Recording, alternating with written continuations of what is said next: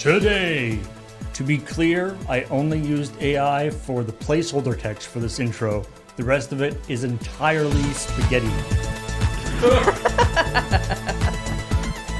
This is ChillPoint.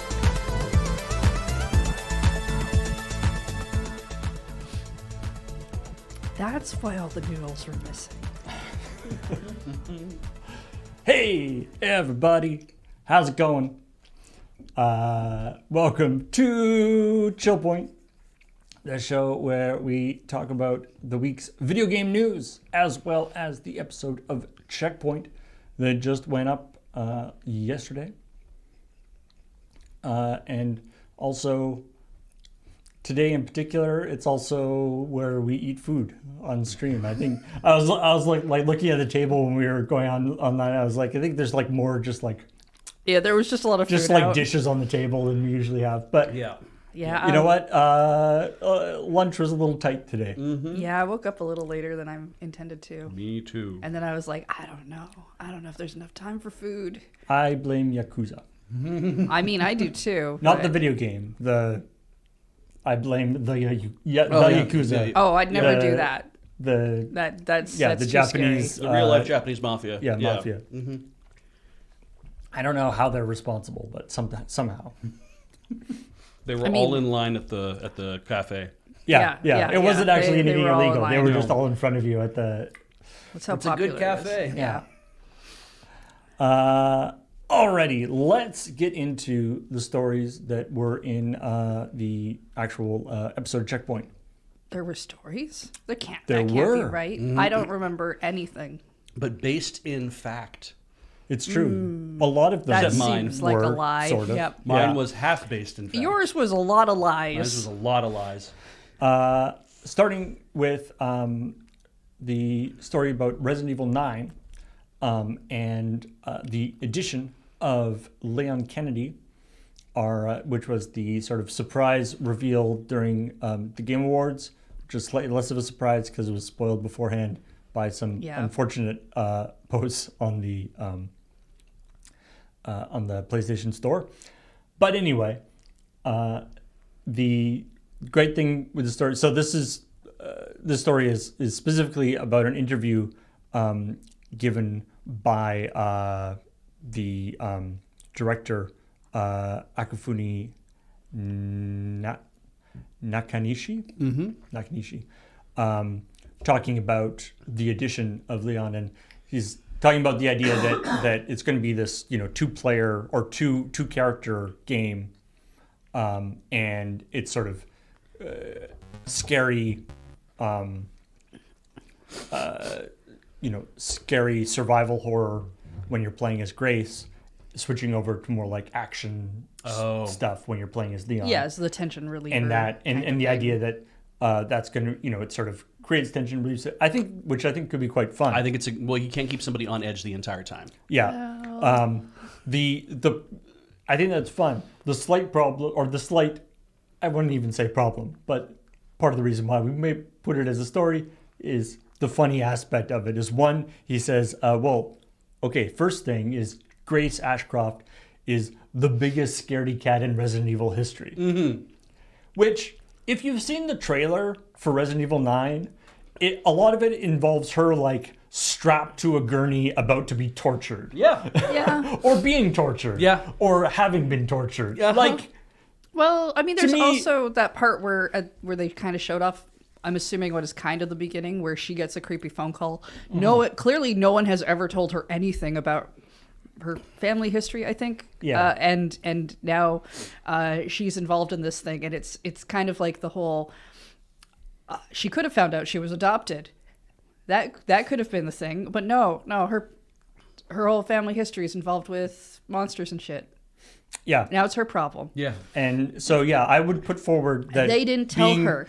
Being afraid is not only an entirely reasonable thing, I would say that is actually the most reasonable. I think being the way that Leon Kennedy is going about this, going in guns blazing and Right. stuff, probably indicates that he has been so horribly scarred and has so much trauma from his past zombie experiences that he can no longer, feel properly. Right. And I'm I sure might- it couldn't exist in, the non-zombie world. I might get this wrong, but isn't the whole thing of Resident Evil? Is it Raccoon City or whatever? Maybe Raccoon that's- City that's- is the big city. Yeah, in and Resident Evil. he's like a cop or like into security or something. Like he's got an actual reason for knowing how to use firearms. Yeah, at one point Leon was part of the Raccoon City police force. Yeah. It's very I was like, oh no, I'm about to just reference a bunch of Silent Hill stuff because I always kind of get the two conflated, even though I know they're different. like the I mean there's also that aspect too, that it's like, oh, in Silent Hill, all these guys, all these gentlemen who are the protagonists of Silent Hill. So for the ones who have gentlemen as their protagonists, which I think is almost all of them. Is it all of them? I think.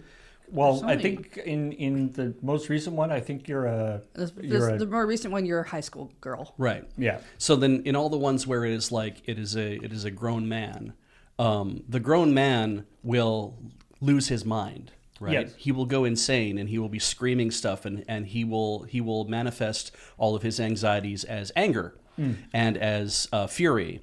That all of his fear is kept internal, but manifests outwardly as anger. But when you put a woman in that situation, when she loses her mind, I mean, in Silent Hill. yeah, we're talking Silent Hill. Yeah, in Silent Hill, right? In Silent Hill, it's, you put a woman in that position, and how does she react? Well, she starts crying and sobbing uncontrollably, and she doesn't have like kind of that, that's kind of the generic, like the how you think of when you put a man in a situation, where you put a woman in a situation. It's like that's how the media wants to portray them.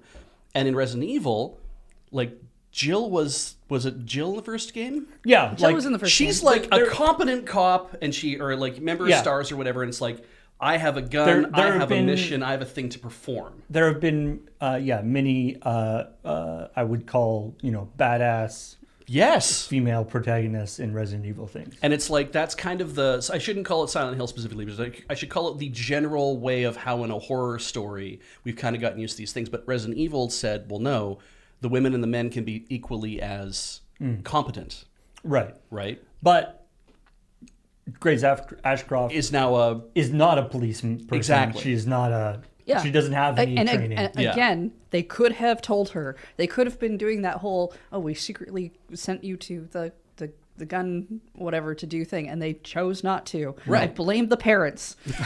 It's like you didn't give your Also- children gun training against Raccoon City zombies. Also, I'd like to say, biggest scaredy cat in Resident Evil history.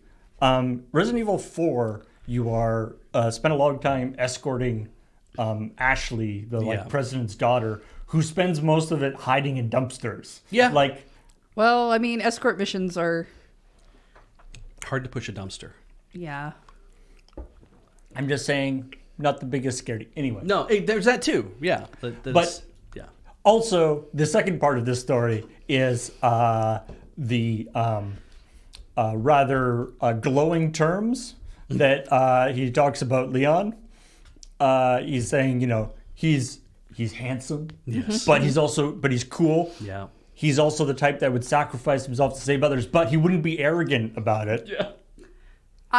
And he's I somebody don't with know a about passionate that inner a self. little Like, bit. Yeah. this is like his like trapper keeper. Oh, yeah. This is the diary he's Exactly. writing. I was listening keeps a to journal. I was listening to a podcast when they were talking about the new Resident Evil, and they were very excited that Leon is back because I'm a fan favorite.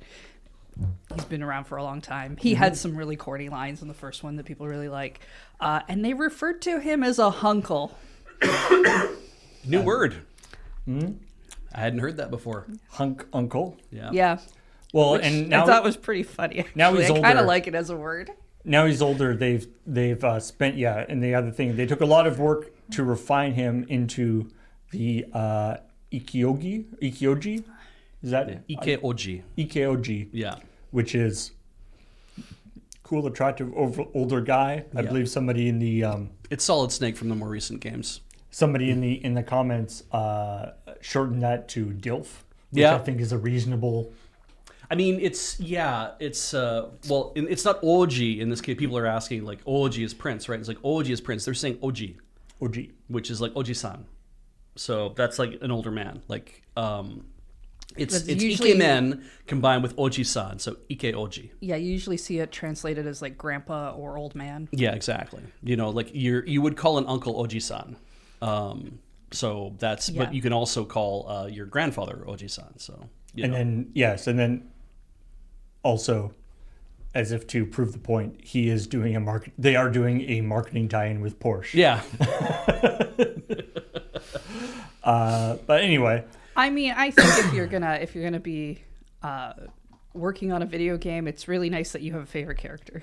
yeah, Yeah, absolutely. exactly. Yeah, clearly they have a lot of affection for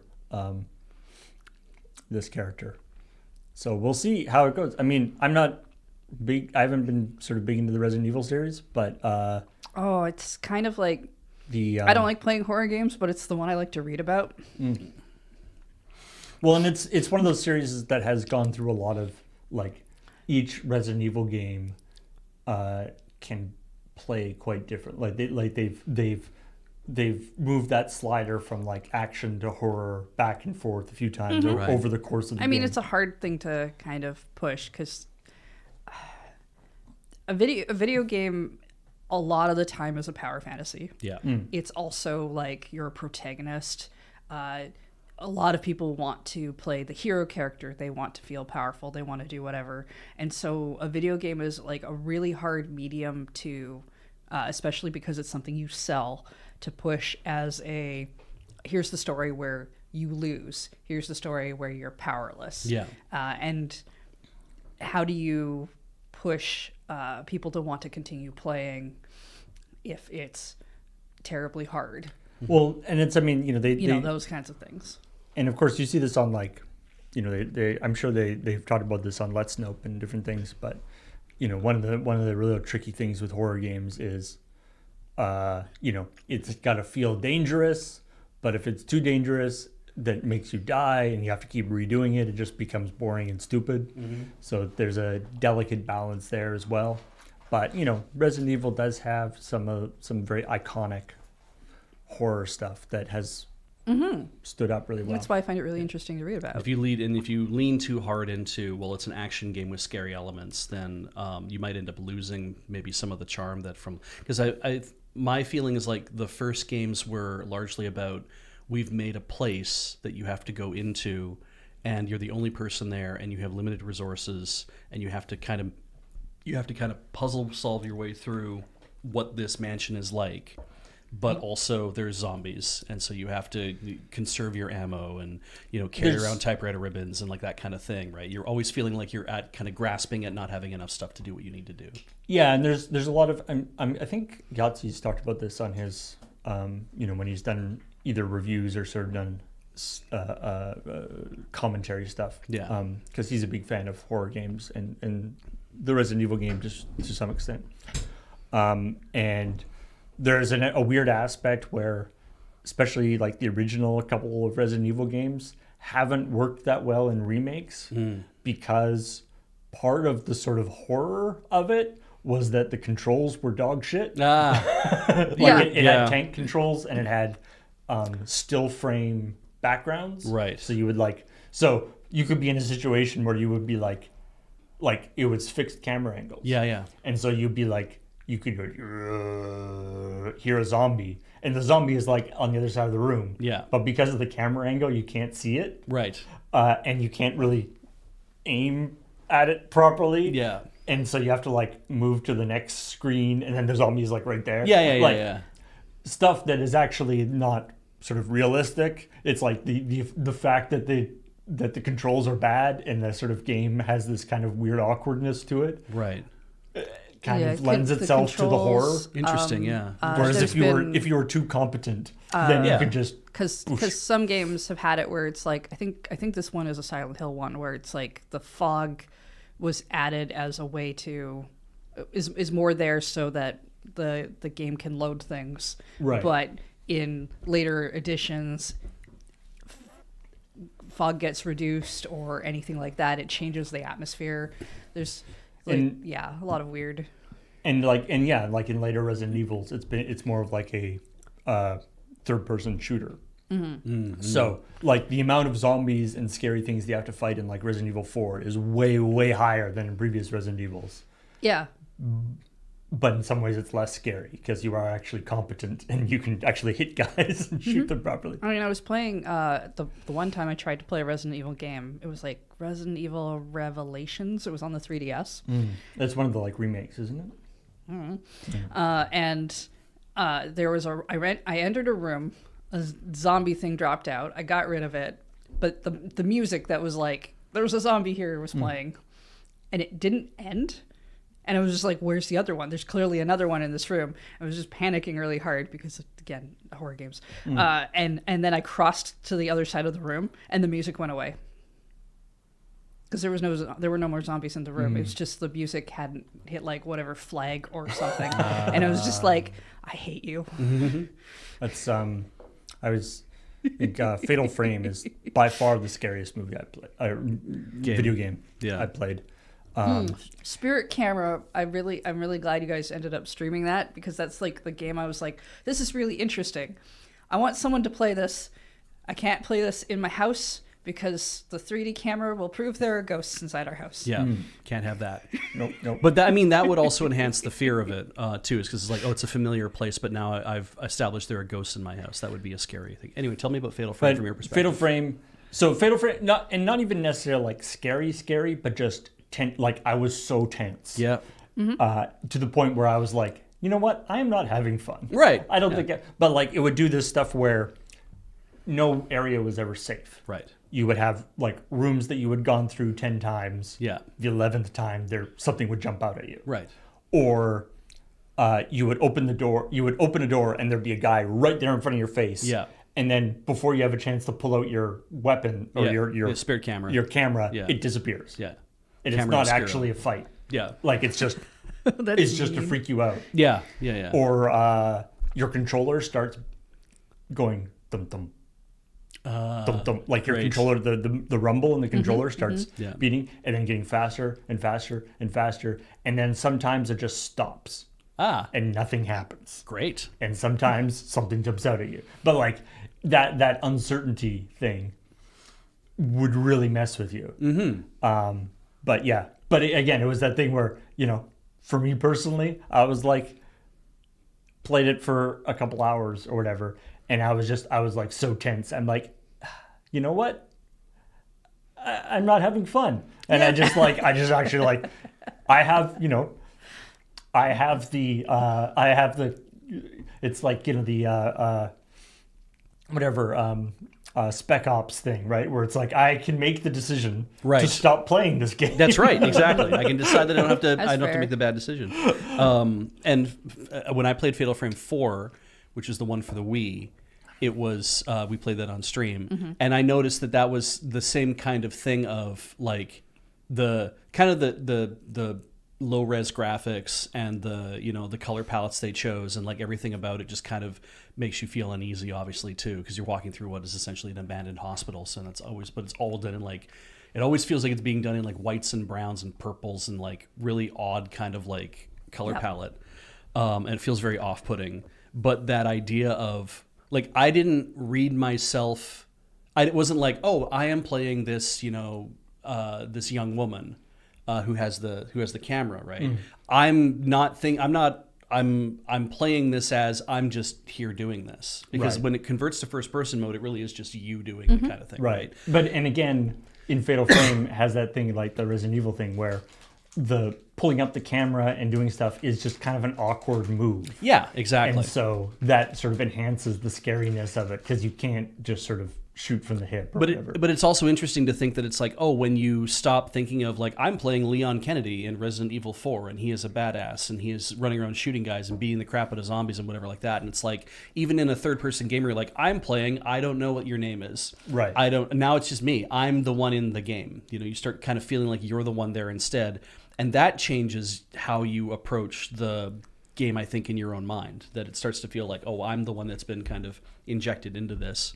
And I mean, that's the Fatal Frame mode in Spirit Camera is literally you're not playing a character. It's just you in your own surroundings doing. And I think that's the other thing of heightening the tension and the terror of like what's around me. I know there's going to be a ghost that's the worst. You know there's going to be a ghost that jumps out.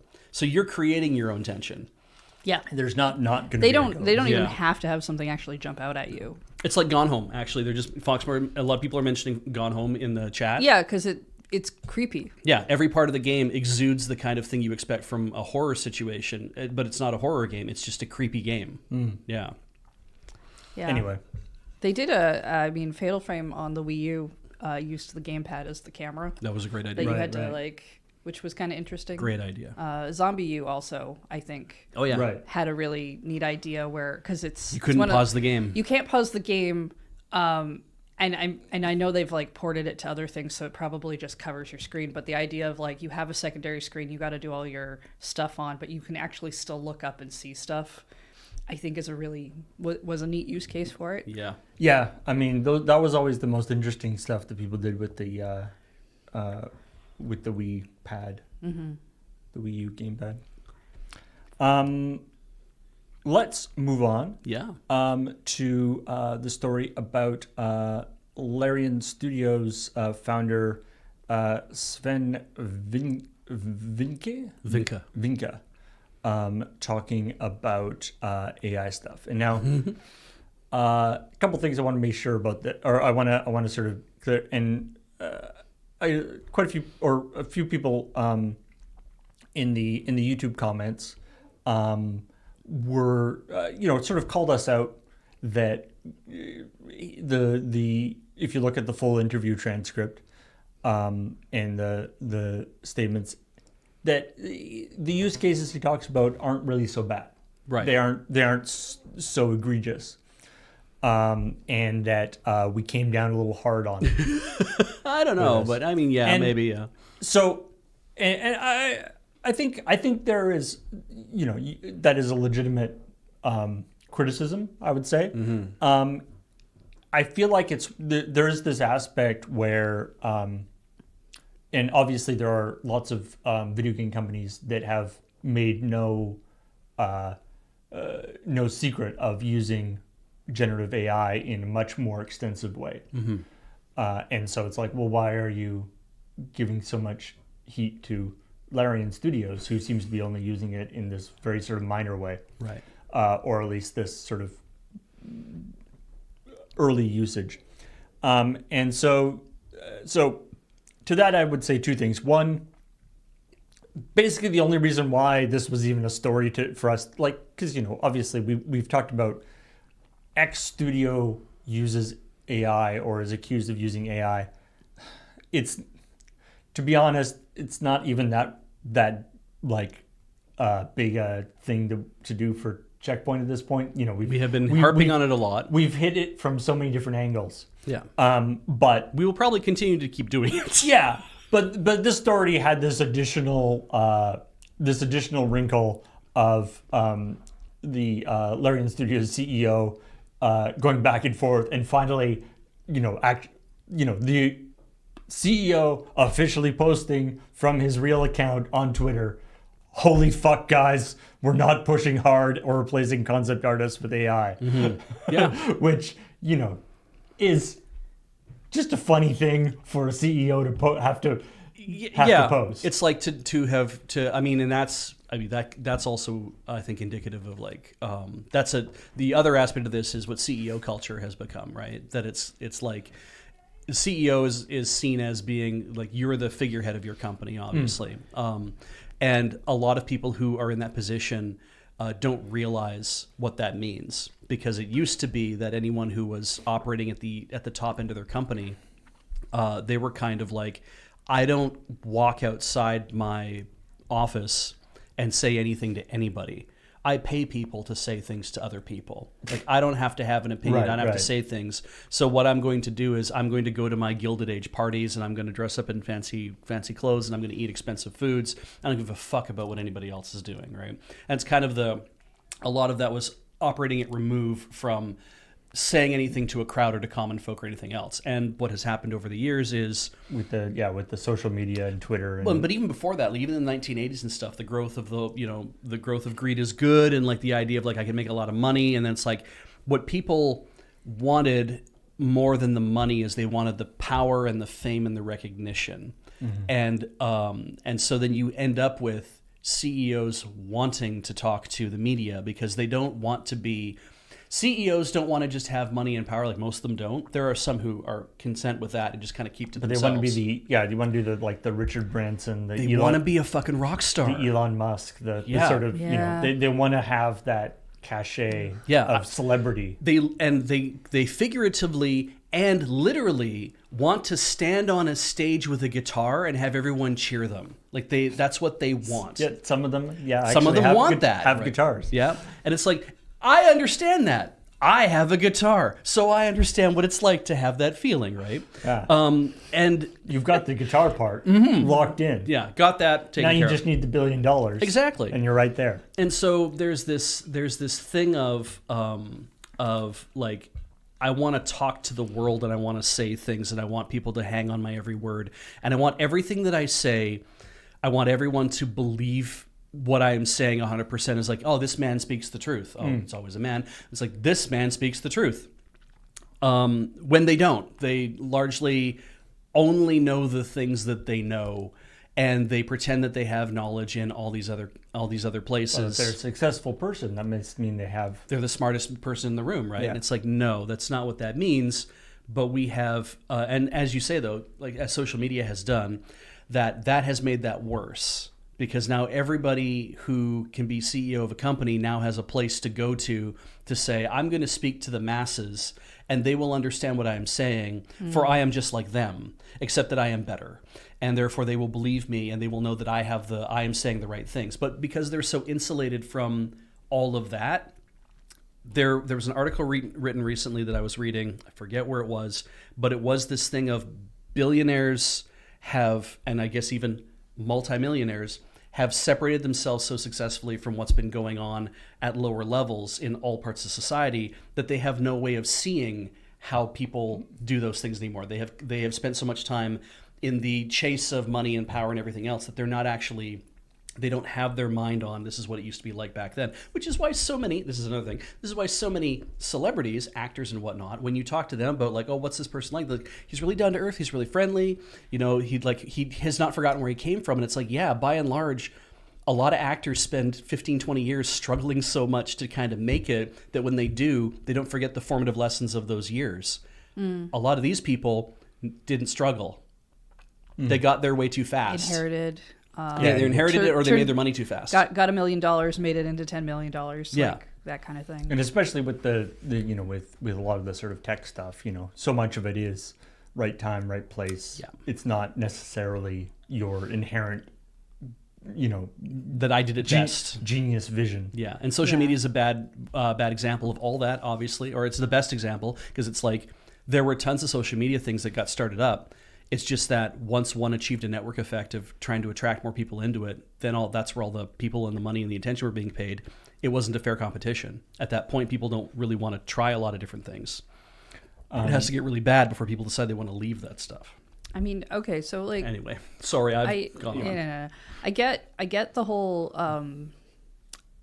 when there's new tech, you want to check it out. You gotta... And especially in a tech industry, is it useful? Does it help? Does it do whatever?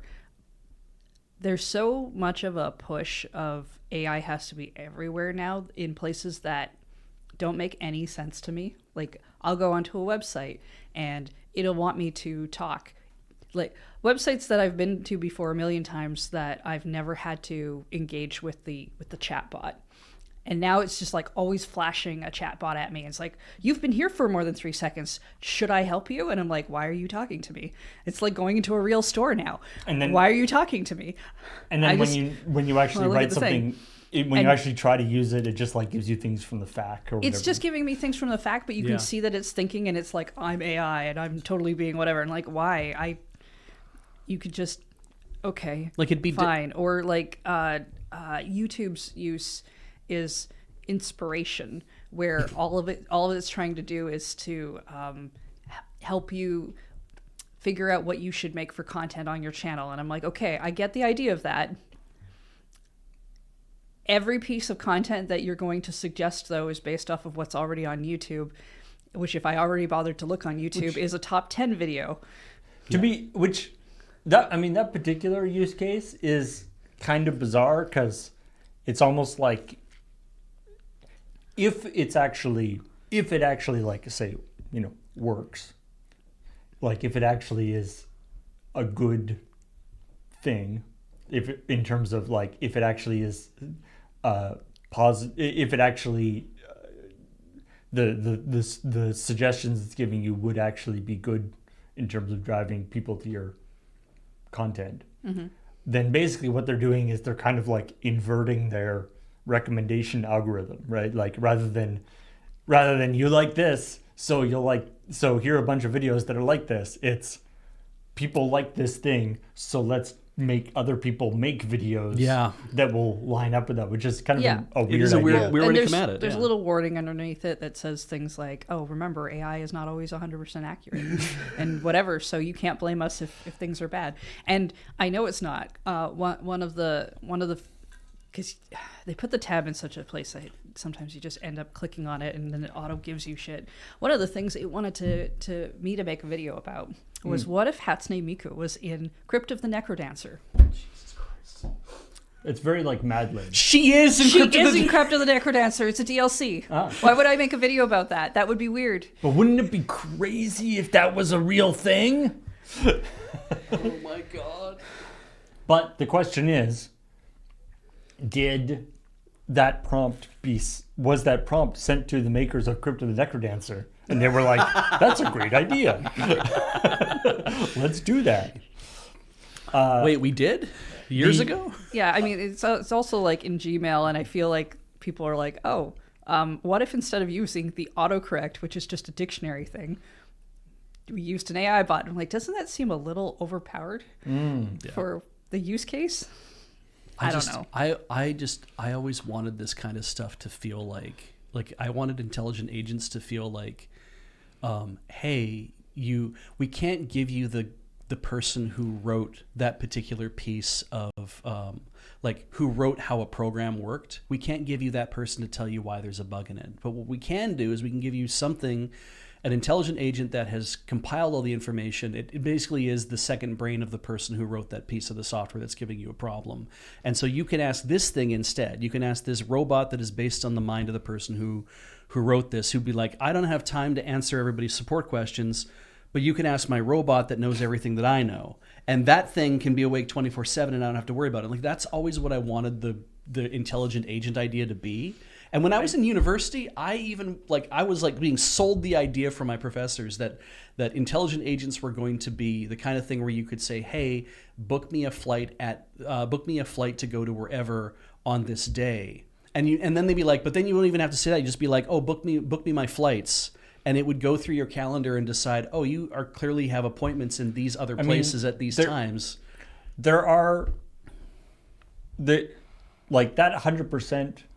Could happen or can happen. It can happen now. It could happen before AI. But there are AI systems that can do those kinds of things. Yeah. But they might also book you a flight to somewhere that doesn't exist. Yes. Yeah. on an airline that doesn't exist. Exactly. You don't want to take a bunch of video of your parents so that you can see them forever, even after they're dead, and they can read stories to your kids. That's a service that's trying to be off the ground. Yeah. Ooh, that's literally like, hey, let's go watch episodes of Black Mirror to get ideas. Yeah, it feels like it sometimes. Yeah. Ooh, or Kindle is adding it as a thing, regardless of whether any author who's on there wants it or not, so that it can answer questions about every book that's on the thing and pretend to be the author. I think maybe, I don't know. I thought you were going to say, you're just like, I thought you were going to say, so if you're enjoying reading a book, that then the Kindle would write you a sequel. I mean, it might. That's fucking terrifying. That would be great. The reason people are up in arms about the Kindle one is authors can't back out of it. Yeah. That they 'Cause you have to have they're- your book You need to have somewhere. all the stuff on it to make that service work the way you want it to. So they're just like, I've already seen some authors on Tumblr who have actually said it's like, I guess I'm taking all my shit off of Amazon, and that means I'm going to lose all of my sales. Now I want just like 1,000 AI versions of the final Game of Thrones book. Just disseminate, like leaked out. Yeah. And so that everybody is like, oh man, I got the final I got the leak, yeah. Game of Thrones book, but then everybody has different. That's really, yeah. As a goof, that's really funny. Anyway, yeah. the other thing that I wanted to quickly I'm afraid to watch Black Mirror. that I wanted to quickly touch on with this, this sort of criticism of that, criticism of the story in that criticizing, it's like why are you going after Larian when there's other companies that are doing it so much more, and that's a legitimate thing. It's also something like there's a certain aspect of that when people are or when a company or an organization or a service or whatever is sort of totally far gone, they tend not to get the criticism. Yeah. It's the people who are sort of On the cusp. It's like, in the past, to use us as an example, like in the past, we have been, legitimately criticized for, things that we have maybe, done in like old sketches. Yes. Or things that we've said off the cuff that maybe were insensitive or whatever. And those are entirely legitimate things to criticize. And you're like, whoa, they're mostly good guys or whatever. Yeah, like, they just did this one thing. They just one thing. How come you don't go over to some horrible, go over to Dr. Disrespect if he's or somewhere. some terrible podcaster. It's like, how come he's not getting, why are you going after these guys when you're not going after him? And it's like, because going after him does nothing, right? Like he's got no... he's not going to listen. He's not going to listen. He's not there. And so there's an inclination to be like, Larian seems to be, I've seen various criticisms about other aspects of their things. So, everybody is, capitalism comes for us all, etc. Yeah. But they seem to be, in general, producing some really great stuff in a creative environment, and they're producing games that people really like. Yeah. And so they have a lot of goodwill. And so there's this feeling of like, come on, guys, you can do better than this. Yeah, absolutely. As opposed to, nobody cares about what, the people making gacha games are doing because they're already so far gone. Yeah. So And that's I just wanted to sort of make that aspect. honestly, when we get criticism, the people who have the feeling behind it of like, come on, guys, you better than this. I do appreciate a little bit more because I don't know, we get people who just are like, oh, you should believe everything that they're okay. And I'm like, Right. I appreciate the faith. Yeah. I like having that. Yeah. But we also do get the people who just tell us that we're awful as well. Yeah, you said one and person who- said or one do thing it one time, and now incredibly everybody is rude. yeah. Yeah. And please don't dogpile those people. Just Yeah. So anyway, I wanted to say, At least we have each other. I don't know if anybody in chat right now is one of the people who commented on the YouTube video about that. But if you did, I totally get it. I understand. And I don't necessarily think that the story was wrong, but I understand where you are coming from. Yeah. and I think you make a good point. It's like when a company does something that it's because a company is a group of people, right? So when a company does something that you dislike, not sending them death threats, but sending them a thing that says that you shouldn't do this, whether that's an email or a tweet or mailing a letter to their office or whatever, but saying, I don't agree with you doing this because of reasons, that can move the needle because other people will do that to make the needle go worse. They will scream True. and cry and be upset about shit to make things go worse. So when you can actually say to somebody, it's like, hey, I appreciate that you took a principled position on this. I appreciate that you are trying to do whatever. And if you go further, know that there's people out there who have your back.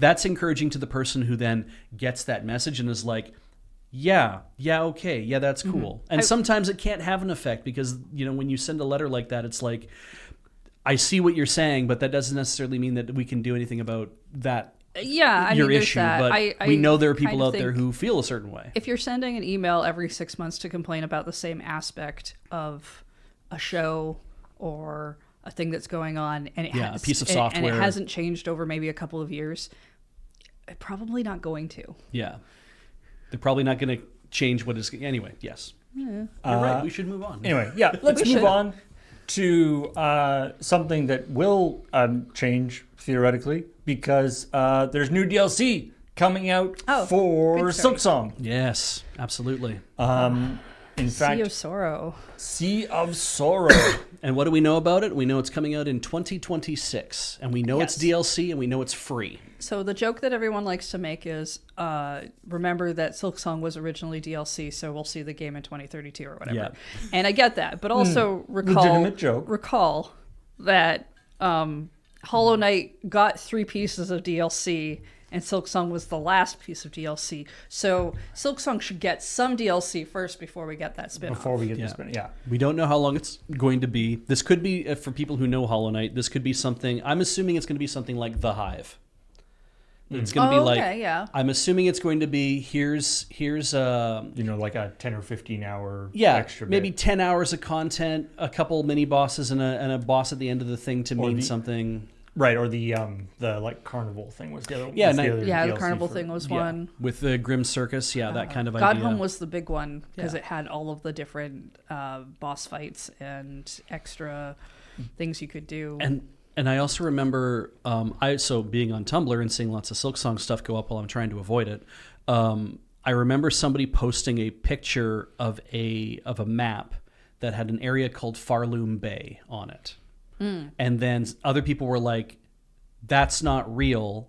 And other people were like, no, there's pieces left in the game for people who've torn the game apart, right? It's like there are pieces in the game that state that this is a place, and somebody just mocked up this image to be like, oh, here's the thing, right? It's not, the image isn't real, but it's like Farloom Bay is a thing, and they probably were thinking of implementing it, and then they pulled it out. Right. Yeah. So that's an indication that might be what we're looking at. Yeah. Yeah, it's something that's like we know there's going to be a new area, and we know it's going to be and the picture somebody drew is probably incorrect of the thing, but it's like, but this was an idea, and maybe that was the ideal all along. I would like it to be a new area. Yeah. Yeah, we can't finish there's probably just here's how I speculate it.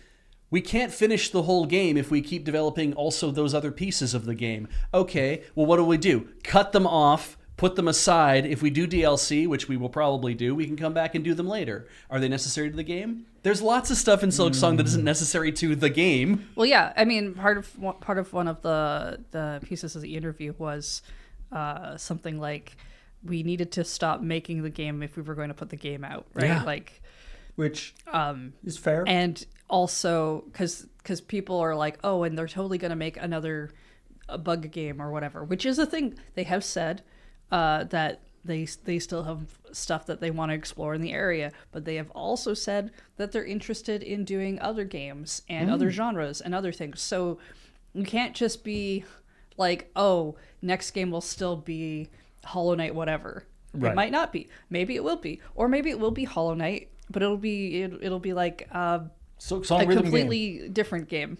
I mean, that would be fun. This basically kind of is on some parts. So I want to make a clear delineation here that things that we know, again, it's called Sea of Sorrow. Apparently Hornet's at the center of it. It comes out in 2026, and it will be free. These are the things that we know about it based on the teaser. And there's a thing under a tarp. There's a thing under a tarp. Yes. Yeah, that's... Okay. Yeah. 5. That is literally the only image of the game we've seen. Right. Yes. So those are the things that we know, because everything that Team Cherry has said about it so far has been extremely limited. They haven't talked anything about what it's called Sea of Sorrow. People are like, the fans have been saying, there's going to be a submarine. Oh, they're going to go underwater. Oh, it's going to be fought on the side of a whatever. And so the thing about there'll be a fishing mini game was I think you and I said that to each other. Oh, we just thought that would be fun. We thought it'd be funny Yeah. that if you're going to go to the sea, then there should be a 100%. fishing mini game, right? Obviously. 100%. Yeah. Yeah. And so the thing about Hornet becoming a grizzled fisher bug singing sea shanties, that who knows? We don't, because I made that shit up. There will be wet fleas. We don't know anything about that either. There's already wet fleas in the game, So it's like you don't need to have that in the new thing. But it's like There are some definite objections to the terminology of wet fleas. Yeah. In the comments. They will add an even higher score that you need to clear for flea bounce. yeah. So it's. I was drawing a firm line, at least I thought I did, by saying, if the fandom is a reliable source of information, thank you, Paul, for putting the spoiler they are not over my shoulder. That was the point of that, is to say everybody is talking a lot about what's in this game. The only thing we know is what's in the teaser and what Team Cherry have actually said to us.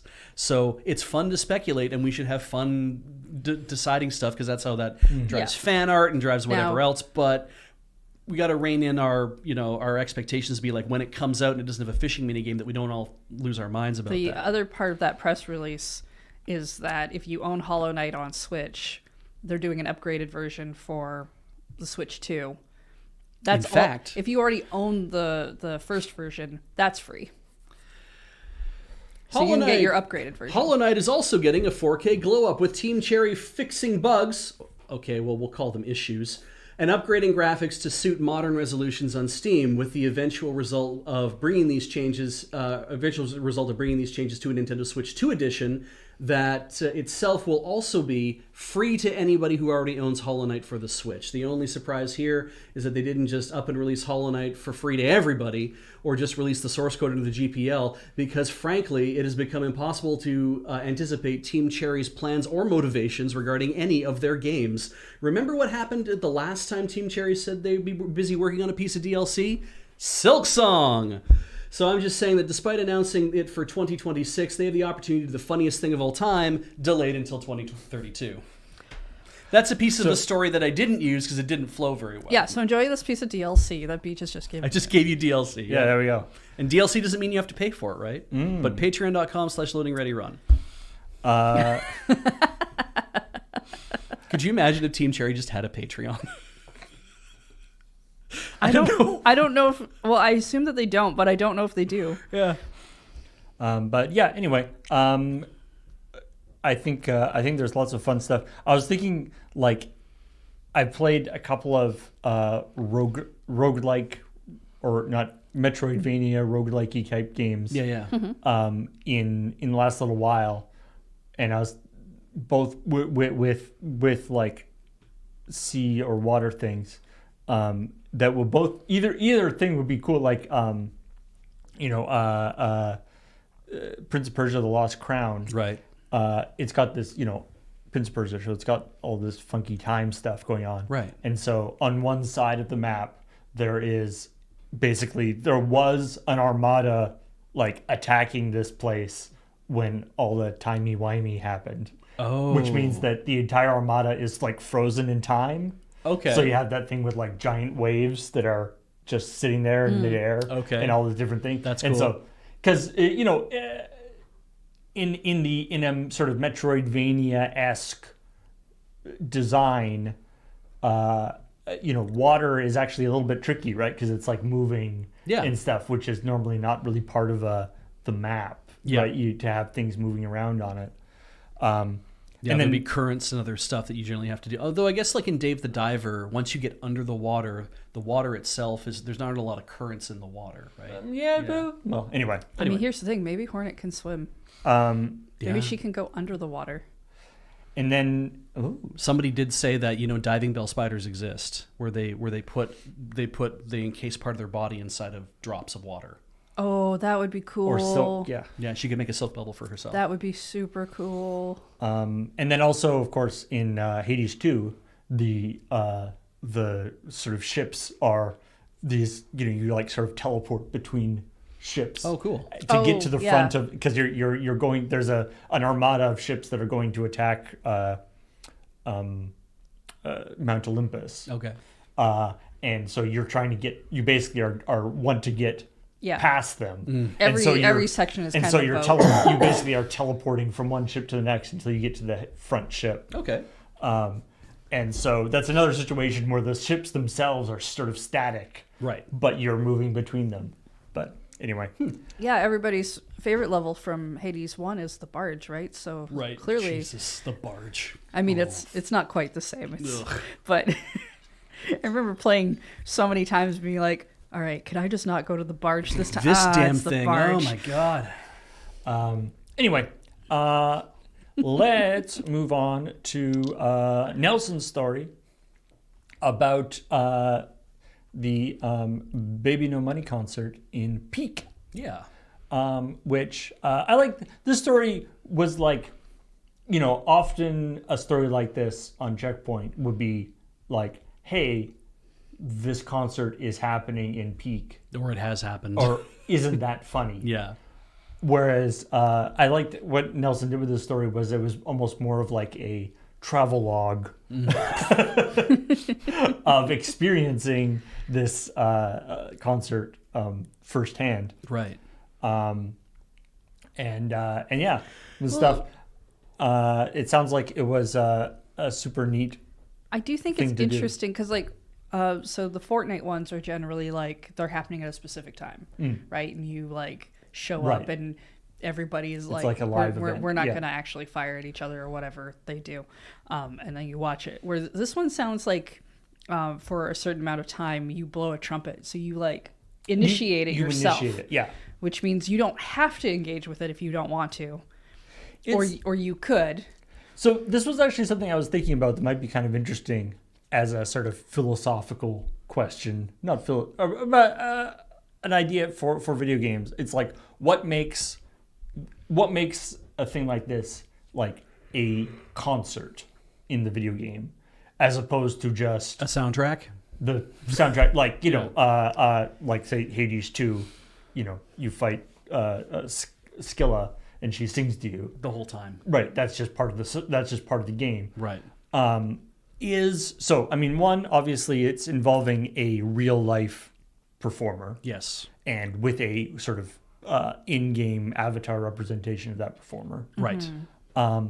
And to me, I think if this was just something that was in Peak, that like you could blow this and it was just like there's this cool Easter egg that you blow this horn Right. and you get this little performance by Baby No Money.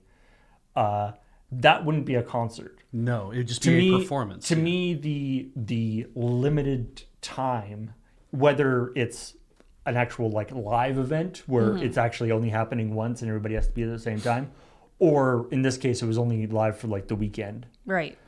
I think the limited time aspect is part of what actually like makes it a quote unquote concert. Yep. As opposed to just this is an Easter egg in the game. I'm inclined to believe that. I mean, the thing I would do, okay. I would go even further to say is if it was actually something that happened at certain times. That's like you can do it if you're in the room by 7:30 Pacific or something, right? So you can play this game single player.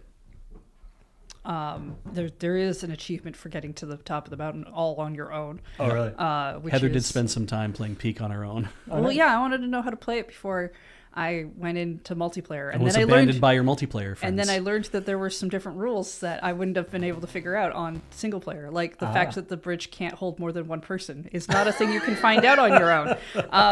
But I'm assuming you can activate it if you're the only person. Yeah, I think it in only the needs thing. one person to blow the But thing. I would define a concert as something that you share with other people. That's a good Right. point. Yeah. So like, and if the fact that like if all 4 people are in there, or I don't know how many people can actually play this thing. I'm assuming it's 4, but if there's a group of people watching, I'm like, oh, okay, concert. If it's just me, I'm like, sad. Yeah. I don't. It Four doesn't. It without doesn't mods. quite resonate the same way. You're right. Is that it feels like it should. Well, because I saw there was a question somebody had posed where they were like, what's the point? They understand the point of, they don't like going to concerts, but they understand the point of like a concert where it's a shared experience and like all these things. But they have a hard time understanding it in the digital perspective of that. And I'm like, well, it's the same thing. it's still a shared experience amongst whatever. It's just done through Yeah. digital avatars. And for some people, that's not the same thing as being in person at a thing versus whatever. And sure, but I do think that is kind of the aspect of what makes a concert, though. I think you're right. Like, I mean, I also saw that comment, and I think that, I mean, that person was sort of starting from the aspect of like not wanting or understanding concerts in general. So I think they were starting from a deficit in terms of they don't really understand this concept. But yeah, I think you're right that the sharing of the experience with other people is a part of it. But That's just the point of going to a concert, is not just seeing a live performance, right? It's to see it with other people who are also really into that. It's like why you go to an anime convention most of the time is because you want to be amongst other people who have a similar interest set. Right.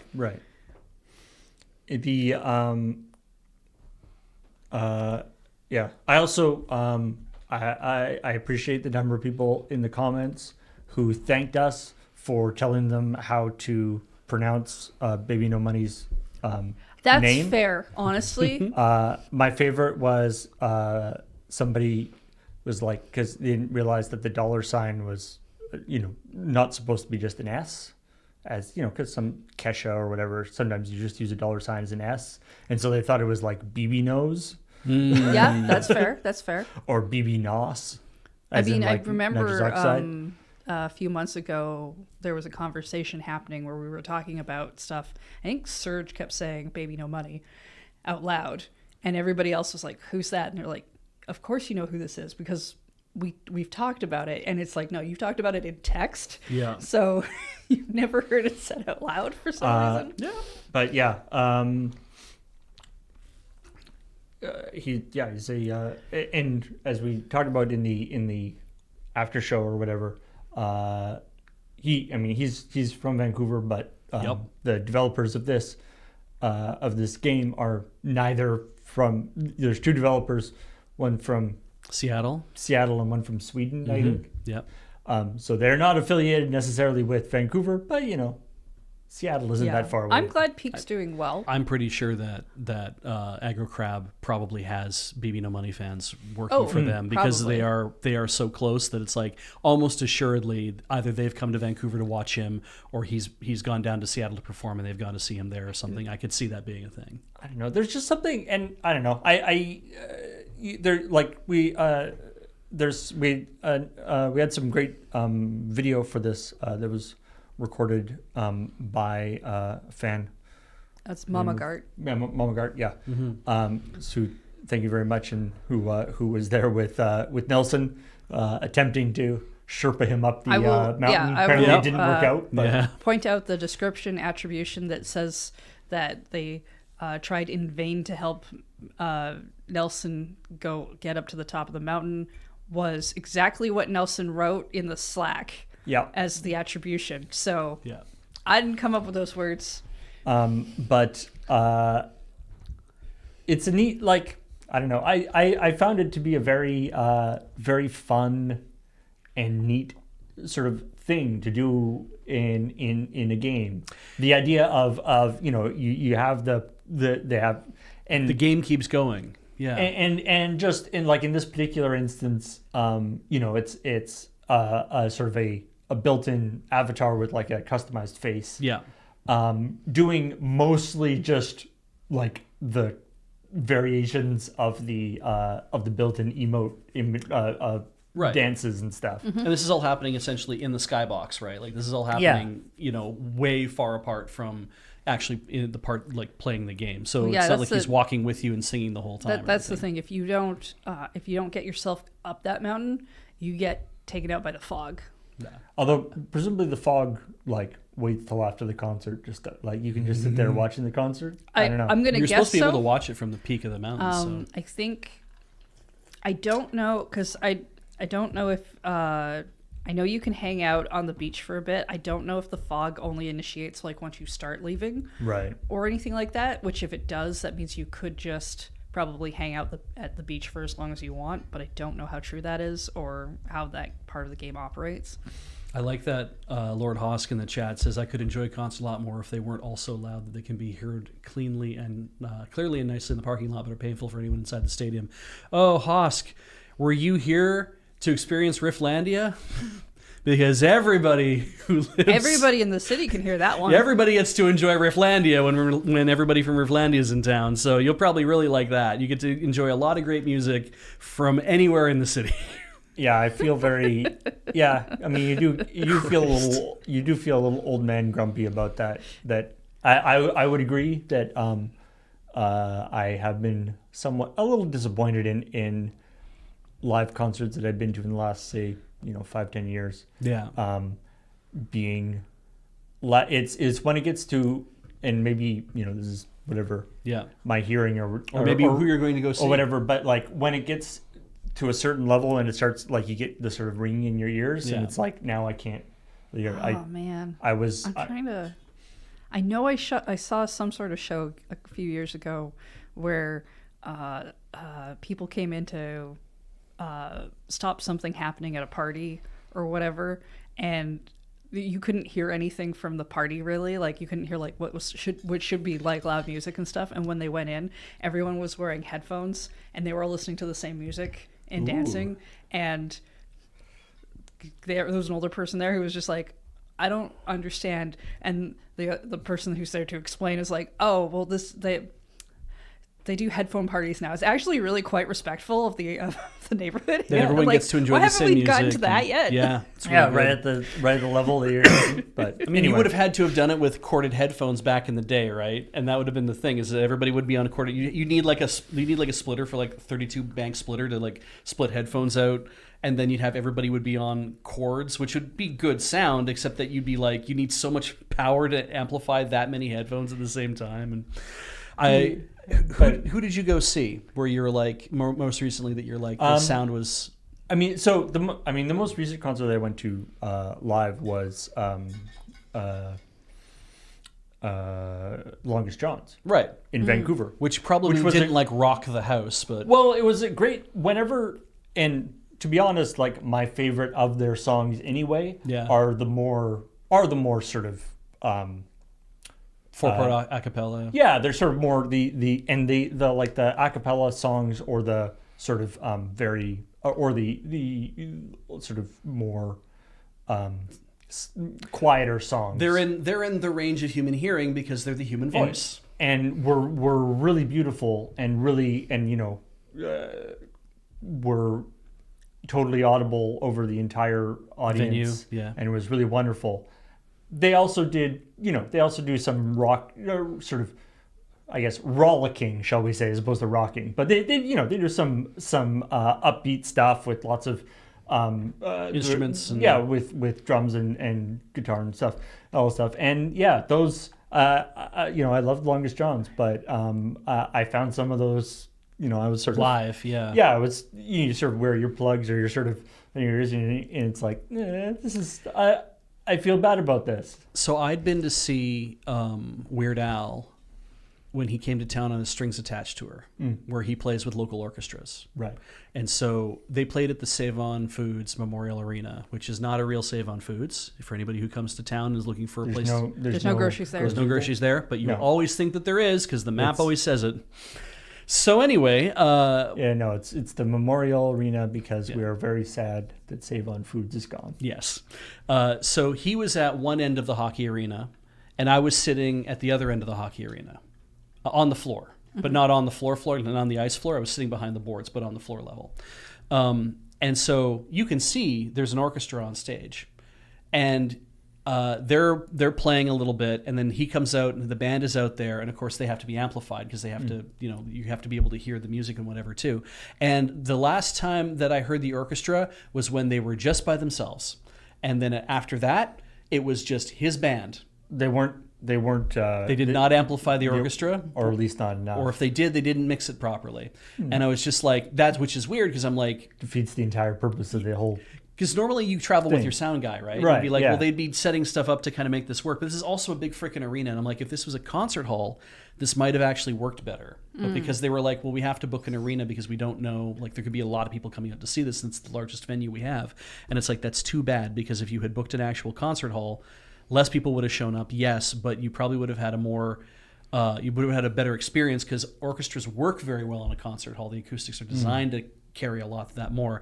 And I think just what happened is that the arena ate everything about the orchestra, and the band, because they had speakers and stuff, filled everything else and pushed it all out. And I was just basically like, why am I here watching what I thought was going to be a unique experience? I love Weird Al. I've seen him in concert many times, and it's fun to go watch him, but I feel let down by this performance all of a sudden.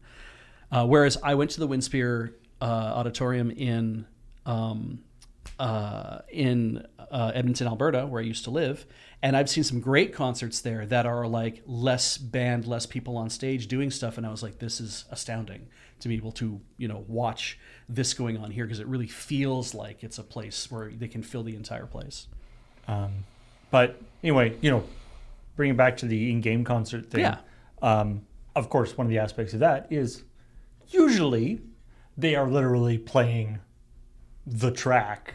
Yes. Like, I mean, I don't know whether they sometimes do an actual like live version of it, or whether it's always just like the track from the CD. Probably just the CD track, I would assume, but I don't know. But anyway, you are certainly good for it being mixed.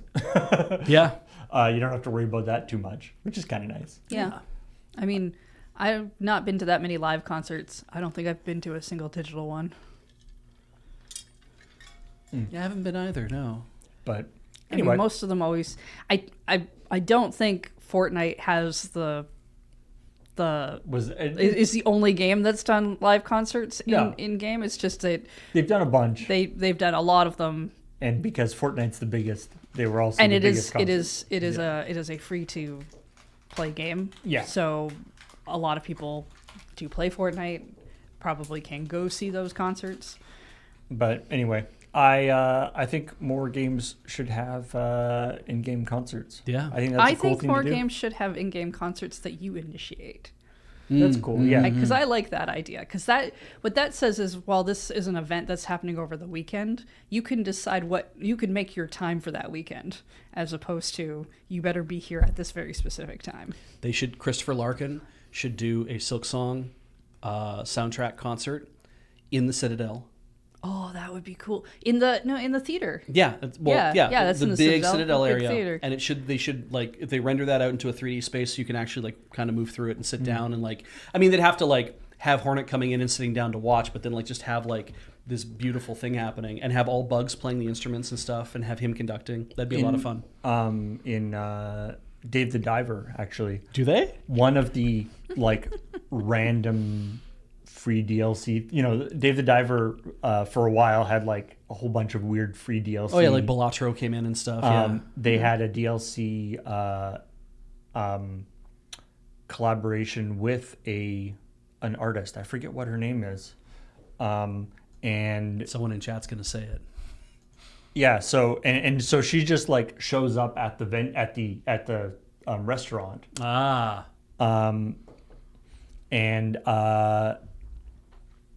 And then you search. She wants something. She wants a very particular dish to improve her singing ability. I see. Okay, right? that's good. And so you go and find it, and get it for her.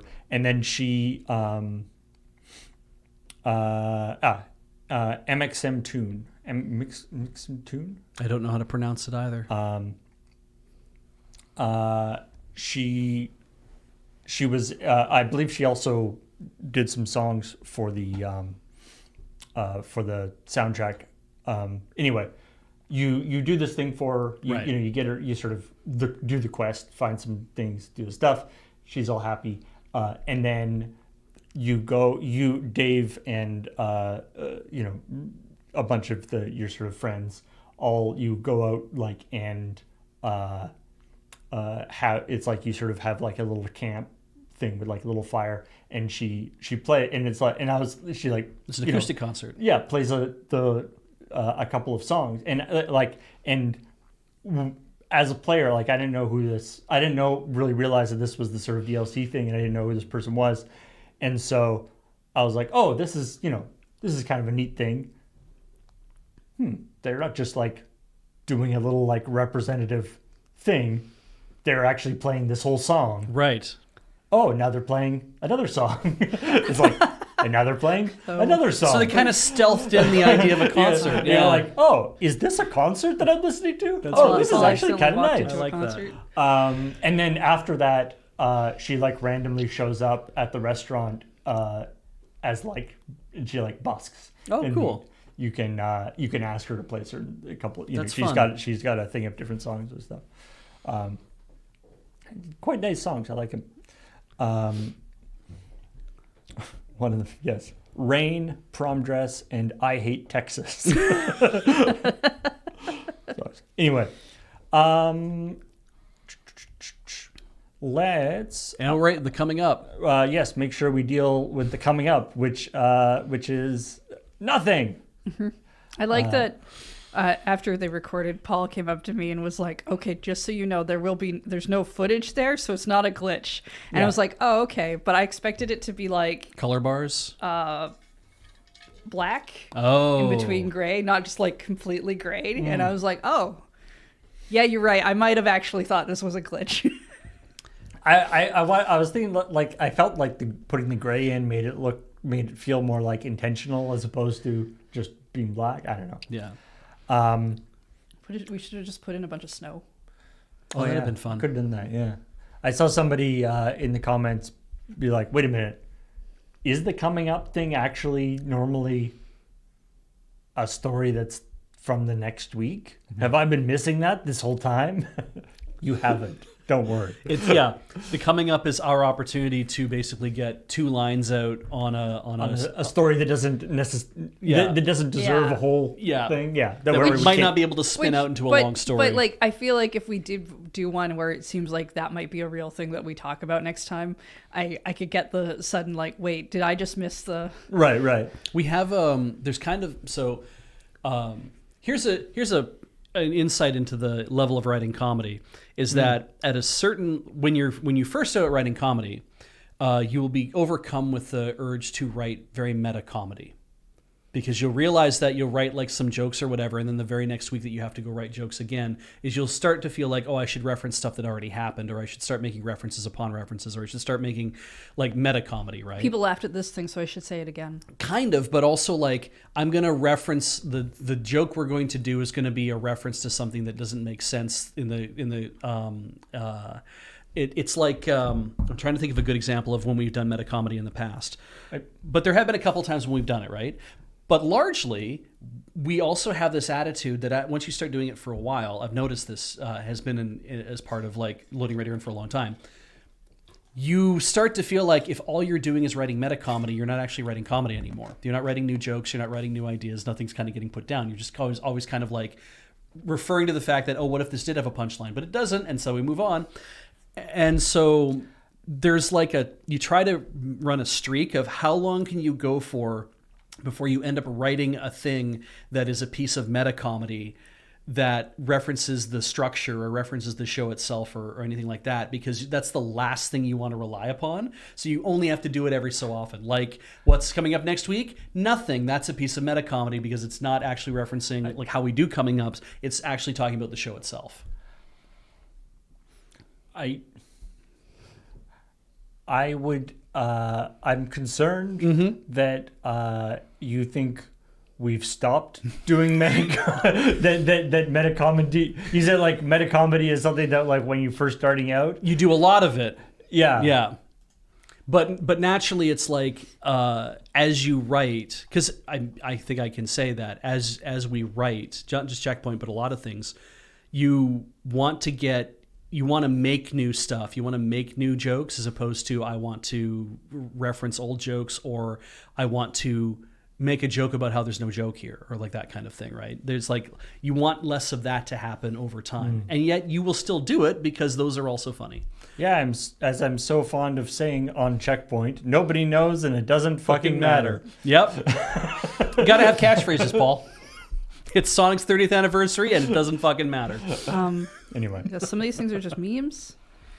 Well, I mean, there are memes, so it's our jokes. Some of them are barely jokes. It's okay. It's Let's- okay. You don't have to be that funny. Yeah. Most people can't hear that much anymore. Yeah, So fair. they just assume you're funny now. Let's talk about stuff that didn't make it into the episode this week. Okay, what didn't make it in? Hyrule Warriors Age of Imprisonment is adding a new difficulty mode. Have you been playing that? I have been playing I know it. you were excited about it. It's fun. Is it too easy? Because they're going to fix that. Well, I've been doing story stuff and whatnot, so I don't know if it's too easy because I'm only about halfway through. I assume it gets harder later. They're adding Phantom Mode, a new feature that randomly occurs in battles that have already been cleared. In battles where Phantom Mode occurs, some of the enemies will will change into dangerous species or miasma enemies, and there's a chance that Phantom Ganon will appear. Oh, that guy's a dick. Okay, but Don't that's like on him. stuff I've already cleared, and I haven't been replaying yet. If so- anybody's played Tears of the Kingdom or is Phantom Ganon in both? He's in Tears of the Kingdom. Right. Yeah. Yeah, I know. He's just in Tears of the Kingdom is because the worst. he comes from the Gloom Hands. You know what's funny Right. is that I hate the Gloom Hands more than I hate Phantom Ganon because the Gloom Hands are persistent and they move fast and you can't stagger them. It feels like they're hard to hit. But Ganon's like it's one guy on some legs, and I'm like I know how He to moves deal with guys on slower legs. and stuff. When you have legs, I can fight you.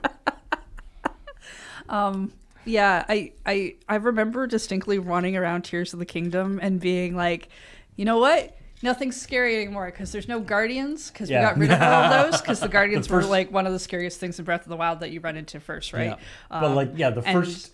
And yeah. I'm just like, ha ha ha. And then out of nowhere, these weird gloom hands showed up one day. And I was like, what the heck is that? And I think I died to them or I ran away or something. And so then you find them again and you get like a little bit better at it. And then they pop into Phantom Ganon. And you're like, okay, what? No, let's hang on here. Because he doesn't they- always show up when you defeat the Gloom Hands either, I right? know. Yeah. And they totally they like they catch you off guard and you have a couple of seconds to do something about them until you're basically stuck and they just completely destroy you. And you're kind of like, the only thing I can do to fight this thing is to shoot arrows at it, so I better have a lot of arrows on me. And you don't always have a lot of arrows on you. But then, the fact that it transforms into Ganon, because I fought Phantom Ganon for the first time in the Deku Tree, which somebody else has already pointed out as well. I feel like a lot of people get that one first because you have to get rid of the thing in there, right? Yeah, and so doing that, it was like when I faced off against him there, I was like, this is a very small environment. But when he appeared in a very small arena, obviously, and I'm like, oh no! I would just kind of freaked out because I'm like, why is there a Ganon showing up? That's the end boss. I am not prepared to fight an end boss. All that stuff's living in my brain. And then I beat him and I'm like, oh, it doesn't have to be hard. You don't have to freak out about it. But yeah, early on in the game, it was just like that thing appearing was effectively just a random game over. It was just like, oh, okay. Yeah, I guess I'm done here. That's unless if I can run away, then maybe I can do it. I know I've seen people who just teleport away the moment that it shows up, and I'm like, fair. But it's a neat thing to add for and the Age of Calamity. And if that happens in a level, sorry. you get obtain more high purity zonanium steel. You need that for so in Age of Imprisonment, I think this is true of Age of Calamity as well. There is no weapon degradation. Instead, you improve your weapons with materials that. Yeah, I mean, you do that in Tears of the Kingdom as well, but they still break. No, these level up. these you smush your you turn your weapons into candy so you can get SSRs and URs. Kind of. Your weapons are Pokemon? Your sword wife. Peach is making a Love Live joke, but yeah, kind of. I think you can sell off weapons. I haven't gotten enough for that, but you do acquire weapons, and you just kind of level them as well. And yeah, you need different materials as the Smurf berries to plug into those things, so you can make stuff. But It then, doesn't. yeah. But so if Phantom mode is not your cup of tea, there's also an entirely new difficulty level called Taboo. I think they should have the hardest level in most video games just called Taboo. I like it. Yeah, the new difficulty mode Taboo. You can experience high difficulty battles that are even more tense than very hard. By clearing a certain number of battles in Taboo, you will receive special rewards such as high purity Zoanium steel and increased carry limit for special food. Okay, well. What? Is that a big deal? Well, I mean, apparently you can only carry so much shit, which is... Here's what I'm not sure of. Because it says taboos in a difficulty level, right? Do you have to start the game on taboo? And the whole game is now set to that? Or is this more of a certain levels will have different difficulty levels I'm defined? pretty sure you can just swap to the different difficulty levels whenever you want on these games. All right. I was not sure about how that worked. New unique skills will be added to the mysterious golem for one-handed sword, two-handed sword, and spear. All right. If you don't know about the mysterious golem, that's intentional. It's mysterious. Yeah. Also, they've added the forbidden sword. Ah. A one-handed sword whose blade has been tainted by miasma and transformed into a sinister blade. All right, that's like you get from... This is Gloom Sword. Like you get from Calamity Ganon, Yeah. It can be equipped by mysterious golems and warriors of all races. Also, I'd like to... Phantom Ganon exists because Ganondorf himself is like been put to rest in this weird thing. He's busy. Right? And so there's these Phantom Ganons that show up, but it's basically just Ganondorf's body, right? But back in Age of Imprisonment, Ganon is hale and hearty. Like, he's running around doing shit. So there's these phantoms that are being created of him, but he's also just a thing running around at this point. Yeah. So I guess they're meant to be copies of him as opposed to like Probably his spirit given form. Oh, did you want to show everybody the things they missed out on? The bugs? That one specifically. What was that for? That was because I needed to say that they were fixing bugs in Hollow Knight. And I was like, I need to make a thing that's like, wait, can't call them bugs, you have to call them issues. So I liked that. I thought that was actually really good. Bugs. Speaking of bugs, I found that picture and then I just put the word over it. That's all I did. But yeah. Speaking of bugs, I apologize for people who didn't appreciate the picture. The picture the two bugs of the two bugs kissing. I saw people who really liked that. Some people like that. Some people didn't. That's fair. Bugs is had a jump scare on that one. Kind of a phobia for some people. Anyway, anybody have nostalgia for the Quick Shot 2? I played with it, so does that count? Oh, I had one of these. I remember vaguely touching one of these. Those 6 red buttons on the on the control panel on the base were not on the original. They're new. So the Quick Shot 2, one of the most iconic controllers of all time for the Commodore 64 and the Amiga, is getting so this is what it looks like in case you want a reminder to have some nostalgia. We ruined those at my house. They are going to be they're going to be bringing it back. Like the original version, the new QuickShot 2 will feature 2 prominent red fire buttons on the joystick, but it also adds the 6 function buttons on the base. The auto fire feature has been retained. Nice. It also has like the suction cups in the bottom. Yep. Which I always like that. Movement and fire buttons use micro switches for improved accuracy and responsiveness. The cable is longer than the original. Yep. That's good. It had probably because had the to ensure players can sit far enough back to use it on modern larger televisions. Now it does not have the DB9 connector like all the old ones that where you could plug it into Uh, the older joystick port on things. Yes, this is now a USB Yeah. thing. Which it makes sense. I mean, that's This is they have this ad for the original one, which is this is the QuickShot 2 Turbo because it has a Yeah. turbo red base. super swank. Look at that. Extra precision. Man, Side The grips. plastic was in red. Yeah. What I hated about this joystick is they gave you 2 buttons, Stabilizing cups. and both buttons just did the same thing. Oh, really? Yeah, because all the games that I played only needed one single button to do things with, and if I had any games that you could have 2 buttons with, there was no way to tell the game, oh, use one button for one thing and one button for another thing. Even Yeah. if you like said you had a quick shot joystick, they were just like, no, these are just the single button. They only do one thing. So I was playing Double Dragon on the Commodore 64, which sucked. It was a good effort, but man, oh man, it was an awful experience. And it was like, you can have a button that does this and a button that does that, except that if you use the joystick, it's like you have a button that's attack, and that's all it does.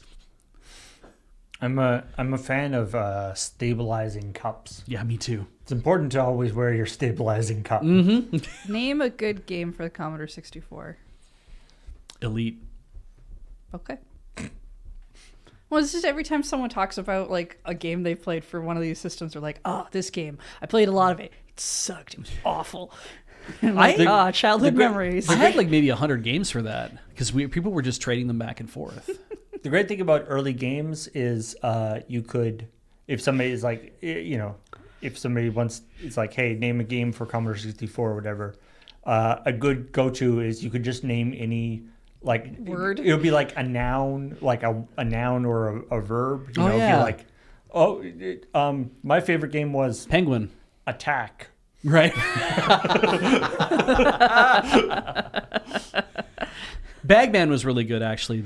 Or I guess Baggett Man is what they called it because they couldn't call it Bagman because that was the name of the arcade game. And it was a lot of the games that I had were also like, these are ports of an arcade game that we don't have a license to. That was the thing to do And the port for is a like while super- too, right? Because a lot of games started out as arcade games, and now you're doing home consoles, so they're trying to port stuff over that they know is popular because the name recognition. Legitimately, if you want to know best game for the Commodore 64, anything made by Epix Games.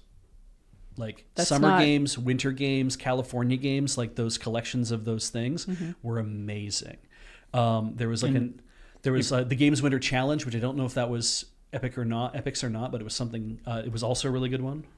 Now, is that actually Epic? As in like the current company No. that? Because it looks like it's EPYX. spelt with an X. Yeah, Epix, yeah. EPYX. Yeah. Epix made amazing games. Because like the original like Epic, Yeah, Tim Sweeney Epic Mega Games. was an actual programmer. Yeah. Jill of the Jungle, Yes. Killer game. really good game. Yeah. I saw there was a thing on Ars Technica just recently. They were like replaying Jill of the Jungle, and it was like it's like super tight platformer. Yeah. I didn't have a computer fast enough to run Jill of the Jungle, but at least I could play it a little bit, but I was like, this is really tight. Like that, like, I mean, id Software were the guys who made Commander Keen. Yeah. And just the idea that the guys who later made Doom also made Commander Keen. And like that era of DOS gaming, of like 8-bit gaming, of like home computer gaming, just wild the amount of stuff that was like going into the world that, like everybody had a thing about what was like their favorite thing or what wasn't or whatever, but there was like lots of really cool stuff coming out. And now it's like gotten to a point where it feels like you either are, everybody was indie back then. I guess is maybe the thing that I'm saying is like every company felt like it was an indie company. I guess technically because they were. In video game preservation news, Hey, nice. we've talked a lot about the like Nintendo broadcast thingabadoodle that they had going. Like the satellite BS, thing. yeah, Satellaview. Yeah, so tell you. But of course, Sega had Sega Channel, That's which right. I remember playing some stuff on Sega Channel. One, it was the teen center or whatever, like that was attached to the school. They had the modem and everything. They had a Sega with Sega Channel, and so you could play man. some stuff on it. Okay. Anyway, the Video Game History Foundation has a little while ago embarked on a quest to attempt to see how much Sega Channel stuff could be preserved, and thanks to the collection of in this case, a couple specifically, they actually the Sega Channel VP of programming, Okay. and another a very passionate Sega fan who had preserved a bunch of the stuff, and they were able to get 144 ROMs. Wow. Of I don't know how many, but they were able to get a whole bunch of stuff.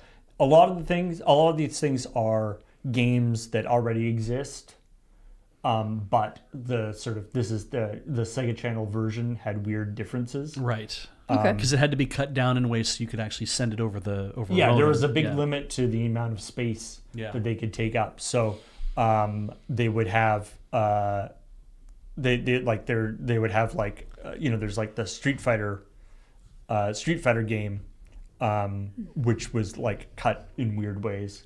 Also, sometimes they would split games in half. Oh, really? So you would basically play to the end of the game, and then they would give you a password, and then you Okay. would download the second game, and then you would put in the password, and you could start play the second game. Fascinating idea. There were some exclusives though, like Garfield Caught in the Act, The Lost Levels, and The Flintstones.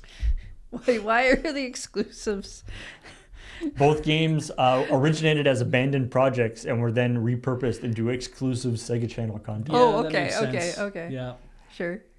Of course, a Garfield game, though. My God. Just Garfield having a game like The Lost Levels is really funny to me. Oh, jeez. They also there was also like test drive versions of things. Oh, yeah.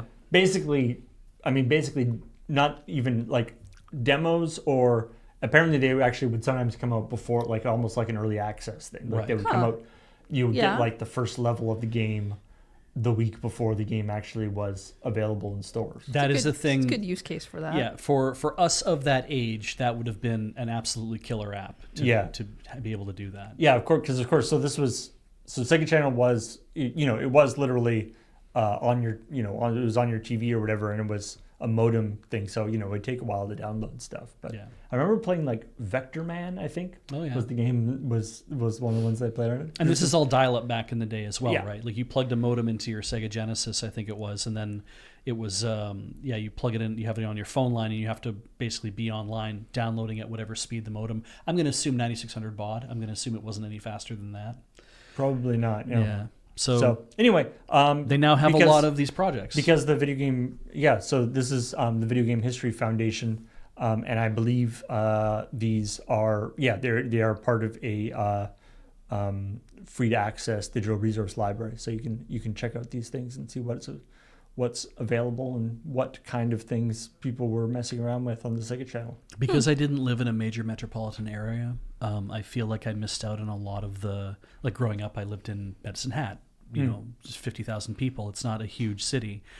And so not a Sega Channel city. it was not really that so much. I mean, also if you don't live in the United States, you'll get access to shit a lot of time too, right? So, but there was for our Commodore 64, I begged my dad to let us try Quantum Link. And he was like, I'm not doing that because the closest place that you call to connect to Quantum Link on a modem, and we had a 2400 baud modem. It was this long. And he's like, to do that, we'd have to call long distance. And I begged and begged and begged. And he's like, okay, we'll try it for like a few minutes and just to see what goes on, but it's going to be really slow. I'm like, okay, let's try it. And so we did it, and you couldn't do anything because it was so slow, and trying to do things like moving to different rooms or whatever, it just didn't really like work. And it's like, okay, we're going to call it there because it's not really, and it says, yeah, it's not really doing much anything. So he waited until I was disappointed visibly, and he was like, okay, we're just going to call it for the night. Aw. Formative experience in young Bija's life. And then later Quantum Link became AOL. And so there was just kind of this thing of like, holy shit, I dodged a bullet. I could have ended up on AOL.